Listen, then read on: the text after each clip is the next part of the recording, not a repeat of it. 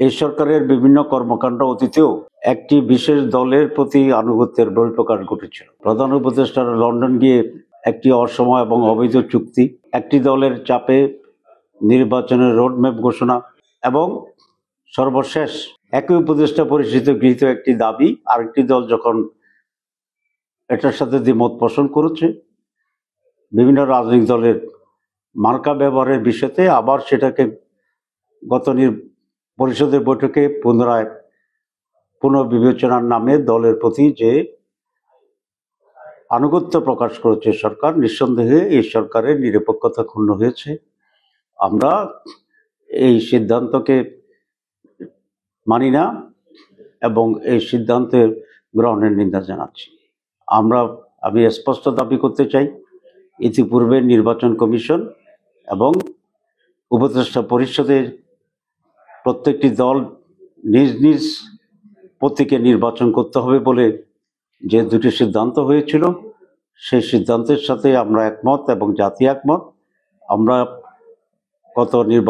গত পরিষদের বৈঠকে গৃহীত সেই সিদ্ধান্তকে আবার পুনর্বিবেচনার জন্য অনুরোধ জানাচ্ছি, অন্যথায় এর বিরুদ্ধে রাজপথে প্রতিবাদ হবে। সনদ বাস্তবায়ন নিয়ে বিএনপি নতুন করে যে পরিস্থিতি তৈরি করেছে, এটি একেবারে অনাকাঙ্ক্ষিত এবং জনগণ ফেব্রুয়ারিতে যে একটি জাতীয় নির্বাচন চাচ্ছে, নির্বাচনের ঠিক আগেই হঠাৎ এরকম রাজনৈতিক অনিশ্চয়তা উত্তাপ তৈরি করা ফেব্রুয়ারি নির্বাচন অনুষ্ঠানের প্রক্রিয়াকে বাধাগ্রস্ত করছে বলে আমরা মনে করি এবং এরকম অশুভ চক্রের কাছে প্রধান উপদেষ্টা নথি স্বীকার করবেন, বশ্যতা স্বীকার করবেন এবং ষড়যন্ত্রের কাছে নথি স্বীকার করে উনি সনদকে আইনি ভিত্তি দেওয়ার ক্ষেত্রে পিছিয়ে যাবেন, এটা আমরা আশা করি না। আমরা ওনার কাছে এই আশাই করি যে সংস্কার রিফর্ম ছিল ওনারই নিজস্ব প্রোডাক্ট এবং উনি ওনার এই সন্তানকে নিজ হাতে ছুরি দিয়ে হত্যা করবেন, এটা জাতি বিশ্বাস করে না।